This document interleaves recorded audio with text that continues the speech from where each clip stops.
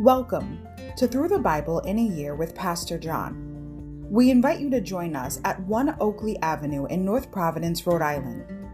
This podcast is presented to you by The Way Ministries, supported by listeners like you.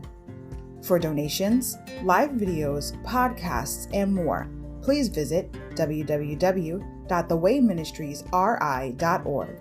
Thank you and have a great day.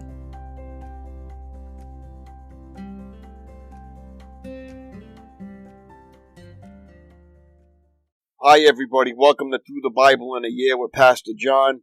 Glad you can join me today to get a portion of God's Word. Today we're going to begin with Walk 12, January 12th. Jacob's encounter with Esau, Genesis 32 to 36. Chapter 32, Meeting God. Chapter 33, Meeting Esau. Jacob's reconciliation. Chapter 34, Avenging Dinah. Chapter 35, Returning to Bethel. Chapter 36, recounting Esau's line and Jacob's rededication. Overview. Having survived the pursuit of his jealous uncle Laban, Jacob now faces an even greater danger from his estranged brother Esau. After sending his family across the Jabbok River, Jacob wrestles with the angel of God until daybreak. God assures Jacob of his continued presence and leaves Jacob with reminders of the encounter, a new name, Israel, one who fights with God, and a permanent limp. Once reconciled to God, Jacob is ready to be reconciled to Esau and return to Canaan as the vital link in God's continuing promises. Insight. Restored blessing. Chapter 33, verse 16. Having begun with nothing, Jacob amassed such wealth over 20 years that when he left for Canaan, he could afford a gift of more than 500 animals to his brother Esau without straining the family budget. The bounty the Lord had given Jacob helped smooth things over with Esau. Insight. 4 spiritual milestones. Chapter 35, verse 15. Early in his life, Jacob encountered the God of his forefathers 4 times in 3 different places. At Bethel, God revealed himself to Jacob, chapter 28, verses 10 to 22. At Haran, God redirected Jacob, chapter 31, verses 1 to 16. At Peniel, God restored him, verses 32, 24 to 32. And back at Bethel again, God reassured him in chapter 35, verses 1 to 15. Chapter 32. As Jacob started on his way, angels of God came to meet him. When Jacob saw them, he exclaimed, "This is God's camp."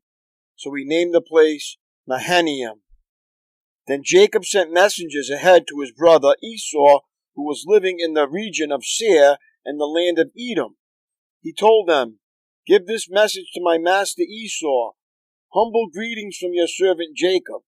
Until now, I have been living with Uncle Laban, and now I own cattle, donkeys, flocks of sheep and goats, and many servants, both men and women. I have sent these messengers to inform my lord of my coming, hoping that you will be friendly to me."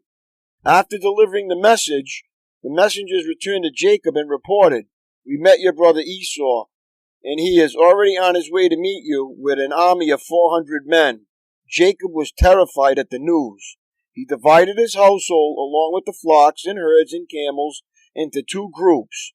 He thought if Esau meets one group and attacks it, perhaps the other group can escape.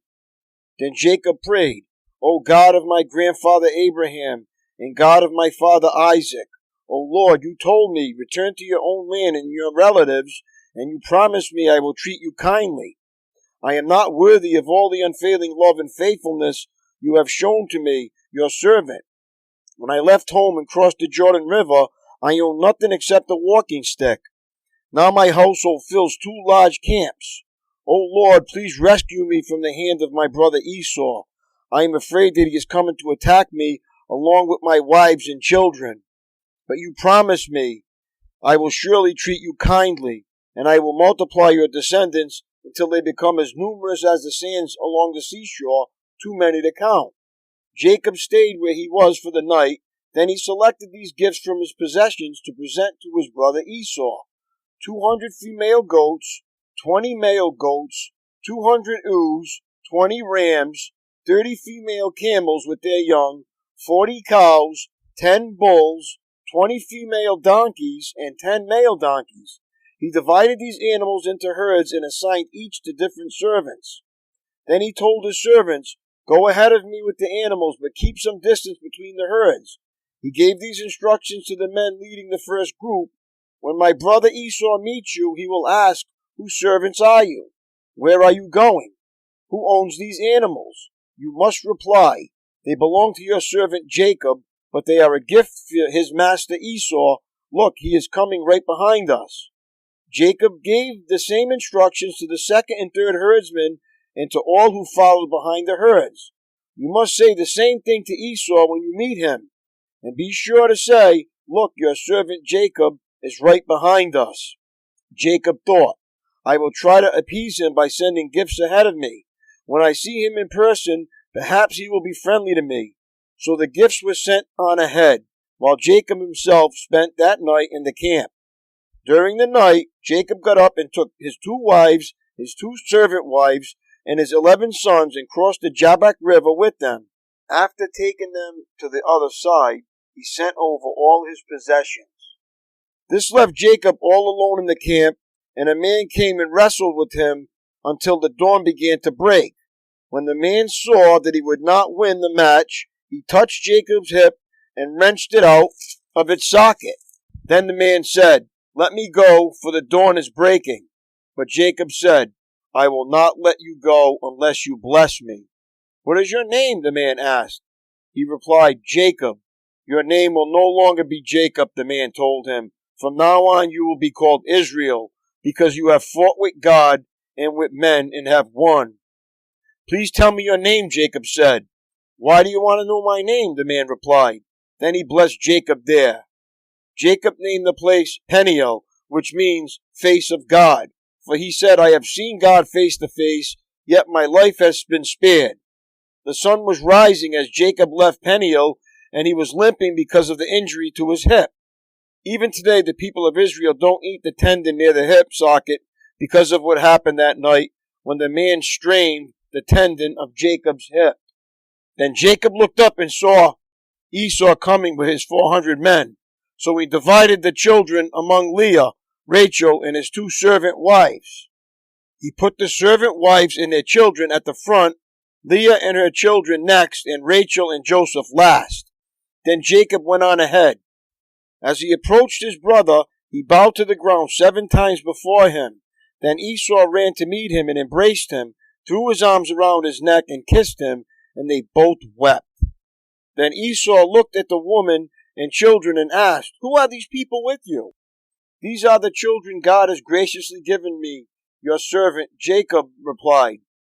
Then the servant wives came forward with their children and bowed before him. Next came Leah with her children, and they bowed before him. Finally, Joseph and Rachel came forward and bowed before him. "And what were all the flocks and herds I met as I came?" Esau asked. Jacob replied, "These are a gift, my lord, to ensure your friendship." "My brother, I have plenty," Esau answered. "Keep what you have for yourself." But Jacob insisted, "No, if I have found favor with you, please accept this gift from me. And what a relief to see your friendly smile. It is like seeing the face of God.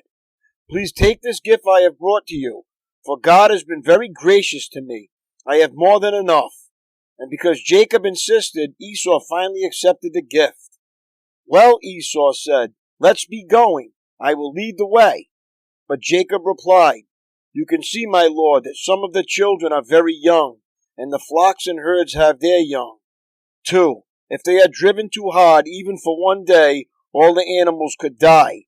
Please, my lord, go ahead of your servant. We will follow slowly at a pace that is comfortable for the livestock and the children. I will meet you at Seir." "All right," Esau said, "but at least let me assign some of my men to guide and to protect you." Jacob responded, "That's not necessary. It's enough that you receive me warmly, my lord." So Esau turned around and started back to Seir that same day. Jacob, on the other hand, traveled on to Succoth. There he built himself a house and made shelters for his livestock. That is why the place was named Sukkot, which means shelters. Later, having traveled all the way from Paddan Aram, Jacob arrived safely at the town of Shechem in the land of Canaan. There he set up camp outside the town. Jacob bought the plot of land where he camped from the family of Hamor, the father of Shechem, for 100 pieces of silver. And there he built an altar and named it El-Ohai, Israel. Chapter 34. One day, Dinah, the daughter of Jacob and Leah, went to visit some of the young women who lived in the area. But when the local prince, Shechem, son of Hamor the Hittite, saw Dinah, he seized her and raped her. But then he fell in love with her, and he tried to win her affection with tender words. He said to his father, Hamor, get me this young girl, I want to marry her. Soon Jacob heard that Shechem had defiled his daughter Dinah, but since his sons were out in the fields herding his livestock, he said nothing until they returned. Hamor, Shechem's father, came to discuss the matter with Jacob. Meanwhile, Jacob's sons had come from the field as soon as they heard what had happened. They were shocked and furious that their sister had been raped. Shechem had done a disgraceful thing against Jacob's family, something that should never be done. Hamor tried to speak with Jacob and his sons. My son Shechem is truly in love with your daughter, he said. Please let him marry her. In fact, let's arrange other marriages too. You give us your daughters for our sons, and we will give you our daughters for your sons. And you may live among us. The land is open to you. Settle here and trade with us, and feel free to buy property in the area. Then Shechem himself spoke to Dinah's father and brothers. Please be kind to me and let me marry her, he begged. I will give you whatever you ask. No matter what dowry or gift you demand, I will gladly pay it. Just give me the girl as my wife. But since Shechem had defiled their sister Dinah, Jacob's son responded deceitfully to Shechem and his father Hamor. They said to him, we couldn't possibly allow this because you're not circumcised. It would be a disgrace for our sister to marry a man like you. But here is a solution. If every man among you will be circumcised like we are, then we will give you our daughters, and we'll take your daughters for ourselves. We will live among you and become one people. But if you don't agree to be circumcised, we will take her and be on our way. Hamor and his son Shechem agreed to their proposal. Shechem wasted no time in acting on this request, for he wanted Jacob's daughter desperately. Shechem was a highly respected member of his family, and he went with his father Hamor to present this proposal to the leaders at the town gate. These men are our friends, they said. Let's invite them to live here among us and trade freely. Look, the land is large enough to hold them. We can take their daughters and wives and let them marry ours. But they will consider staying here and becoming one people with us only if all of our men are circumcised just as they are. But if we do this, all their livestock and possessions will eventually be ours. Come, let's agree to their terms and let them settle here among us. So all the men in the town council agreed with Hamor and Shechem, and every male in the town was circumcised. But 3 days later, when their wounds were still sore, 2 of Jacob's sons, Simeon and Levi, who were Dinah's full brothers, took their swords and entered the town without opposition. Then they slaughtered every male there, including Hamor and his son Shechem. They killed them with their swords and took Dinah from Shechem's house and returned to their camp. Meanwhile, the rest of Jacob's sons arrived. Finding the men slaughtered, they plundered the town because their sister had been defiled there. They seized all the flocks and herds and donkeys, everything they could lay their hands on, both inside the town and outside in the fields. They looted all their wealth and plundered their houses. They also took all their little children and wives and led them away as captives. Afterward, Jacob said to Simeon and Levi, You have ruined me. You've made me stink among all the people of this land, among all the Canaanites and Perizzites. We are so few, they will join forces and crush us. I will be ruined, and my entire household will be wiped out. But why should we let him treat our sister like a prostitute? They retorted angrily. Chapter 35. Then God said to Jacob, Get ready and move to Bethel and settle there. Build an altar there to the God who appeared to you when you fled from your brother Esau." So Jacob told everyone in his household, "Get rid of all your pagan idols, purify yourselves, and put on clean clothing. We are now going to Bethel, where I will build an altar to the God who answered my prayers. When I was in distress, he has been with me wherever I have gone." So they gave Jacob all their pagan idols and earrings, and he buried them under the great tree near Shechem. As they set out, a terror from God spread over the people in all the towns of that area, so no one attacked Jacob's family. Eventually, Jacob and his household arrived at Luz, also called Bethel, at Canaan. Jacob built an altar there and named the place El Bethel, which means God of Bethel, because God had appeared to him there when he was fleeing from his brother Esau. Soon after this, Rebekah's old nurse Deborah died. She was buried beneath the oak tree in the valley below Bethel. Ever since, the tree has been called Elon Bekat, which means Oak of Weeping. Now that Jacob had returned from Padan Aram, God appeared to him again at Bethel. God blessed him, saying, "Your name is Jacob, but you will not be called Jacob any longer. From now on your name will be Israel." So God renamed him Israel. Then God said, "I am El Shaddai, God Almighty. Be fruitful and multiply. You will become a great nation, even many nations. Kings will be among your descendants. And I will give you the land I once gave to Abraham and Isaac. Yes, I will give it to you and your descendants after you." Then God went up from the place where he had spoken to Jacob. Jacob set up a stone pillar to mark the place where God had spoken to him. Then he poured wine over it as an offering to God and anointed the pillar with olive oil. And Jacob named the place Bethel, which means house of God, because God had spoken to him there. Leaving Bethel, Jacob and his clan moved towards Ephrat, but Rachel went into labor while they were still some distance away. Her labor pains were intense. After a very hard delivery, the midwife finally exclaimed, "Don't be afraid, you have another son." Rachel was about to die, but with her last breath she named the baby Ben-Oni, which means son of my sorrow. The baby's father, however, called him Benjamin, which means son of my right hand. So Rachel died and was buried on the way to Ephrat, that is Bethlehem. Jacob set up a stone monument over Rachel's grave, and it can be seen there to this day. Then Jacob traveled on and camped behind Migdal Eder.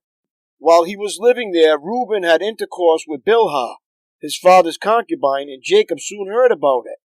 These are the names of the 12 sons of Jacob. The sons of Leah were Reuben, Jacob's oldest son, Simeon, Levi, Judah, Issachar, and Zebulun. The sons of Rachel were Joseph and Benjamin. The sons of Bilhah, Rachel's servant, were Dan and Naphtali. The sons of Zilpah, Leah's servant, were Gad and Asher. These are the names of the sons who were born to Jacob at Padan Aram. So Jacob returned to his father Isaac in Mamre, which is near Kiriath Arba, now called Hebron, where Abraham and Isaac had both lived as foreigners. Isaac lived for 180 years. Then he breathed his last and died at a ripe old age, joining his ancestors in death. And his son Esau and Jacob buried him. Chapter 36. This is the account of the descendants of Esau, also known as Edom. Esau married 2 young women from Canaan, Adah, the daughter of Elon the Hittite, and Aholibamah, the daughter of Anah, the granddaughter of Zibeon the Hivite. He also married his cousin Basemath, who was the daughter of Ishmael and the sister of Nebaioth. Adah gave birth to a son named Eliphaz for Esau. Basemath gave birth to a son named Reuel. And Aholibamah gave birth to the son named Juash, Jalam, and Korah. All these sons were born to Esau in the land of Canaan. Esau took his wives, his children, and his entire household, along with his livestock and cattle, all the wealth he had acquired in the land of Canaan, and moved away from his brother Jacob. There was not enough land to support them both because of all the livestock and possessions they had acquired. So Esau, also known as Edom, settled in the hill country of Seir. This is the account of Esau's descendants, the Edomites, who lived in the hill country of Seir. These are the names of Esau's son: Eliphaz, the son of Esau's wife Adah, and Reuel, the son of Esau's wife Basemath. The descendants of Eliphaz were Teman, Omar, Zepho, Gatam, and Kenaz. Timnah, the concubine of Esau's son Eliphaz, gave birth to a son named Amalek. These are the descendants of Esau's wife Adah.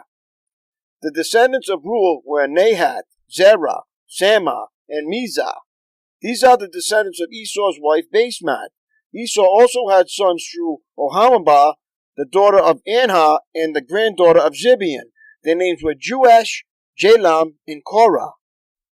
These are the descendants of Esau who became the leaders of various clans. The descendants of Esau's oldest son, Eliphaz, became the leaders of the clans of Timnan, Omar, Zepho, Kenaz, Korah, Gatam, and Amalek. These are the clan leaders in the land of Edom who descended from Eliphaz. All these were descendants of Esau's wife Adah. The descendants of Esau's son Reuel became the leaders of the clans of Nahath, Zerah, Samanah, and Mizah. These are the clan leaders of the land of Edom who descended from Reuel. All these were descendants of Esau's wife Basemath. The descendants of Esau and his wife Oholibah became the leaders of the clans of Jeush, Jalam, and Korah. These are the clan leaders who descended from Esau's wife Oholibah, the daughter of Anah. These are the clans descended from Esau, also known as Edom, identified by their clan leaders. These are the names of the tribes that descended from Seir the Horite. They lived in the land of Edom, Lotan, Shobal, Zibeon, Anah, Dishan, Ezer, and Dishan. These were the Horite clan leaders, the descendants of Seir, who lived in the land of Edom. The descendants of Lotan were Hori and Heman. Lotan also had a sister named Timnah. The descendants of Shubal were Alvan, Mahanath, Ebal, Sepho, and Onam. The descendants of Zibeon were Ahah and Anah. This is the Anah who discovered the hot springs in the wilderness while he was gazing his father's donkeys. The descendants of Anah were his son Dishan and his daughter Oholibah. The descendants of Dishan were Hanman, Ashban, Ithran, and Keran. The descendants of Ezer were Bilhan, Zavan, and Achan. The descendants of Dishan were Uz and Aram. So these were the leaders of the Horite clan: Lotan, Shobal, Zibeon, Anah, Dishan, Ezer, and Dishan. The Horite clans are named after their clan leaders who lived in the land Seir. These are the kings who ruled in the land of Edom before any king ruled over the Israelites. Bela, son of Beor, who ruled in Edom from the city of Danabah. After Bela died, Jobab, son of Zerah, from Bozrah, became the king in his place. After Jobab died, Husham, from the land of the Temanites, became king in his place. After Husham died, Hadad, son of Bedad, became king in his place and ruled from the city of Aven. He was one who defeated the Midianites in the land of Moab. After Hadad died, Shamlah from the city of Maskrah became the king in his place. After Shemelah died, Shaul from the city of Rehoboth on the river became king in his place. After Shaul died, Baal-Hanan, son of Akbor, became king in his place. After Baal-Hanan, son of Akbor, died, Hadad became king in his place and ruled over the city of Pau. Hadad's wife was Mehetabel, the daughter of Matred and granddaughter of Mezahab.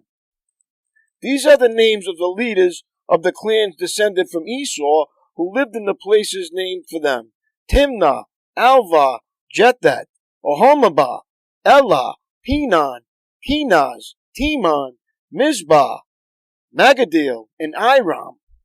These are the leaders of the clans of Edom, listed according to their settlements in the land they occupied. They all descended from Esau, the ancestor of the Edomites. My daily walk. David, Jabez, and Jacob are an unlikely trio rarely mentioned in the same breath. David, the mighty king of Israel, Jabez, an obscure figure from the pages of First Chronicles, Jacob, the schemer turned servant, yet they shared a common experience. David prayed, "May God be merciful and bless us." Psalm 67:1. Jabez prayed, "Oh, that you would bless me." First Chronicles 4:10. Jacob wrestled with God, vowing, "I will not let you go unless you bless me." Genesis 32:26. And in each case, God did precisely that. David's kingdom enjoyed unprecedented peace and prosperity. Jabez received from God what he had requested, and in response to Jacob's petition, the Lord blessed Jacob. Chapter 32, verse 29. Is it possible God has a blessing in store for you in the form of protection like David, expanded responsibility like Jabez, or renewed promises like Jacob? But that you don't have what you want because you don't ask God for it. James 4:2. Use the prayers of David, Jabez, and Jacob to express the desire of your heart. And don't be surprised when God answers. All blessings carry responsibility, so don't pray for the first if you're not ready for the second. That's all for today, my friends. Have a great day and God bless, and I will see you tomorrow. Peace.